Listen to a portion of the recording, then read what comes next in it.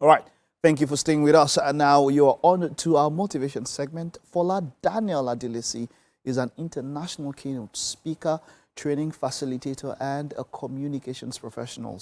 He's also an author of more than 20 published books, business consultant, and highly skilled master of ceremony.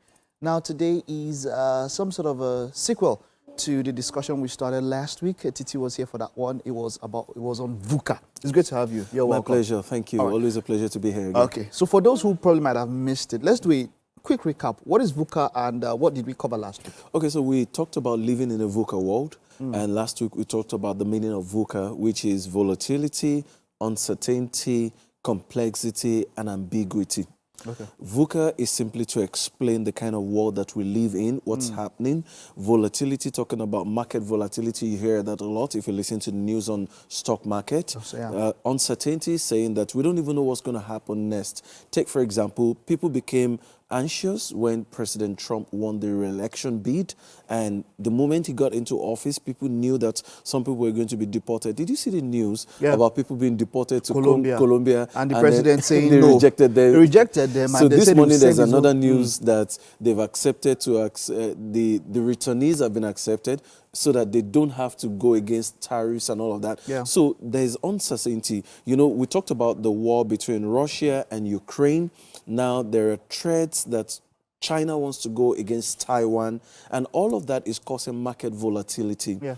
Now, we talked about ambiguity as well.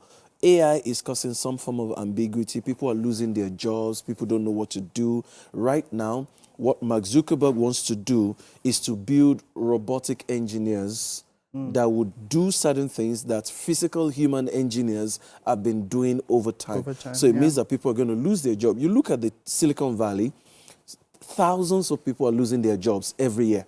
Yeah. Because AI is taking over. People are coming and they think, what do we need to do? We don't need those human beings. We need robots. We need AI. So the final one is V.U.C.A. We talked about V.U.C.A. Volatility, uncertainty, complexity, and ambiguity. So the ambiguity is people don't know what to do because of what is going on. They don't know where to go. And the news we're hearing all the time, if you take a look at every projection, the trajectory is like, is it going to get better? No, it's not looking like it's going to get better. So that's why we came up with a second V.U.C.A. And the second V.U.C.A is vision.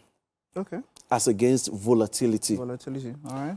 Understanding as against uncertainty. Okay. Now we're talking about clarity as against complexity. Okay. Now the other one is ambition as against ambiguity. So if you have vision, it makes it easier for you to plan. Yeah. It makes it easier for you to say, this is where I'm going. Take, for example, you know, if you don't have vision, anything cannot be counted as distraction to you. But let's say that you now come up with a vision and I'm trying to get you to do something else. If it does not align with that vision that you have, automatically what does that become to you? Distraction. So you need vision first of all. Once you have vision, you can conquer volatility because you know what you need to prepare for your vision to come to pass. Then the next one is understanding. The reason, as against uncertainty. As against uncertainty. The reason many people have uncertainty and they become apprehensive is because you're not learning in the area of maybe what you're trying to develop. You're not seeking more knowledge. Take, for example, if you graduated like 15 years ago, have you gone back for a refresher course? If you left school some 20, 25 years ago, what have you been doing since then? So much has changed between the time you left school and now. You need to go back and learn something new. Do you know that there are so many things today that you would think you knew about? If a 10-year-old sits with you and starts showing you those things, you'll be amazed at how much you never knew. So you need to seek new knowledge, especially in the evolving knowledge space. And when I say evolving knowledge space, I'm talking AI, I'm talking robotics, I'm talking cybersecurity, I'm talking the media, I'm talking mobile apps. So you need to keep learning, and that will give you understanding. Then you now go to clarity. How do you gain clarity? You need to be humble enough to learn from humans, learn from your environment, and learn from your subordinates. Okay. In feedback, for example, if you do appraisals in the corporate world, there's what we call the 360 appraisal. If you're also learning, there's a point where the mentor becomes the mentee. Back here, several years ago, the late RDJ, who was my coach, sometimes we would have a conversation, and RDJ would say, you know, there's a time I also get to learn from you. So now you are the coach. I'm like, no, you know a lot. And he says, no, I know something, but there's something I'm going to learn from you as well. So you talk to me about this. And he keeps quiet and he tells me to keep talking. So it tells you that if you want clarity, you can't always assume or walk about with that feeling that I know it all. Because there is nobody who knows it all. You can learn from other people, and that's how you gain clarity. There's also somebody I'm currently doing some projects with. One of the things I like so much about him is that despite being my superior, if there's something he does not understand, he will call you and say, show me how this thing works. Teach me. I want to know it. I want to understand. So all of us must walk with that humility to learn from other people. That's how you gain that clarity. And finally, ambition. Do you know that we can have the same vision? We can come up with the same idea.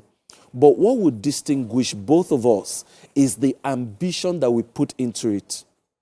Take, for example, let's say the two of us want to build. Let me use TVC as an example.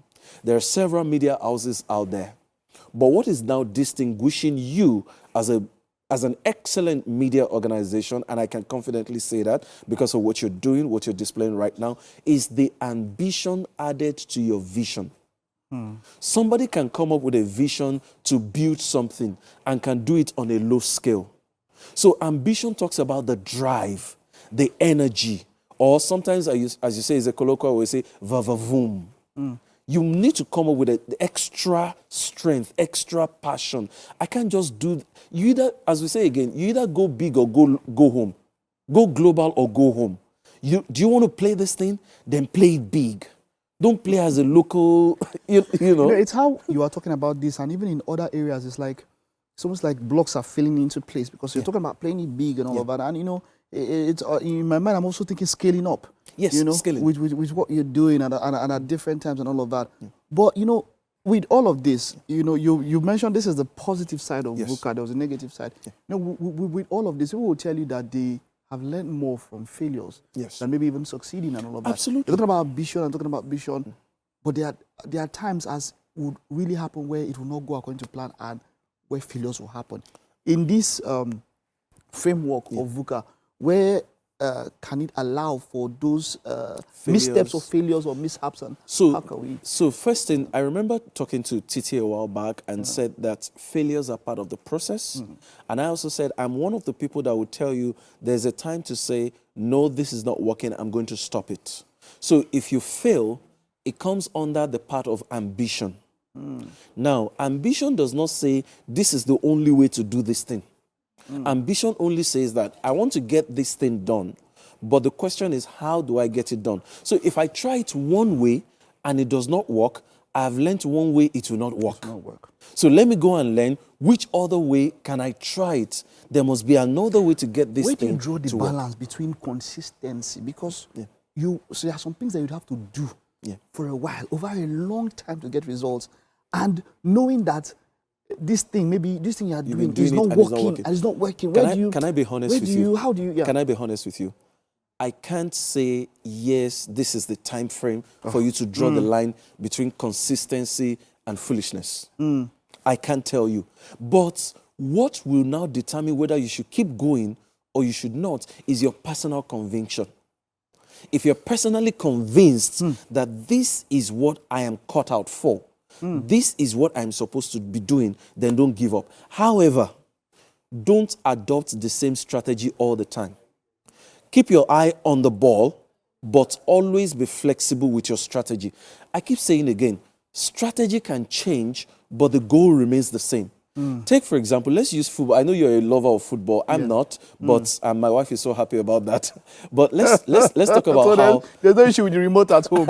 So let's talk about how we can learn something from football and adapt it to life. If you have information you have like maybe 2-3-4, or you have 4-4-2 formation. Yeah. Now, if you try that and you're not able to penetrate the opponent, what do? You change your formation again. Definitely. If you have a strong winger and you notice that the opponent has marked him, what do? You use him as a distraction. A decoy or pass something. the ball. Exactly. Yeah. So don't always focus on that wing that is not working. You know that your striker, you only have 2 strikers in front. They are not able to penetrate. Don't you change your strategy? That's what you do. So if something is not working, if an approach is not working, come back. Retrace your steps, replan, do another thing to get to that point. For example, you're going to mainland, and Third Mainland Bridge is blocked. What do? You go to the road. Exactly. If the both of them are blocked, you come and enter ferry. Exactly. You do ferry. So that's how it works in life as well. Don't be fixed on how you're going to get there.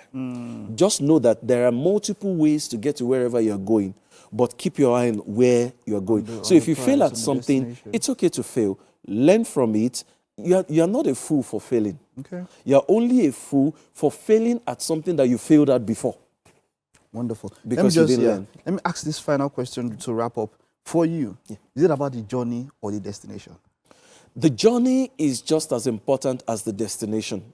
Because when you get to the destination in a hurry, you then realize that you missed the most important part of that journey, which is learning in the process. What makes somebody an elder is not their age. What makes somebody an elder is what they learned while growing. Because there are so many people who are old that you honestly and humbly cannot refer to as elders. They just became old. So the journey is just as important as the destination. All right, wonderful. This was quite, having you across the whole month, this was quite expository. And of course, we got to learn. Thank you. It's been a pleasure for me as well. Thank you very much. Thank you. All right, well, hope you're able to pick up something from all of that all through the month of January, rounding up with V.U.C.A in 2 ways. If you were not able, you probably can catch it on social media, on YouTube, at TVC Entertainment, where you have some of these replays. Now, we will head to the kitchen, but just before that, Adebo Ale is still in the building.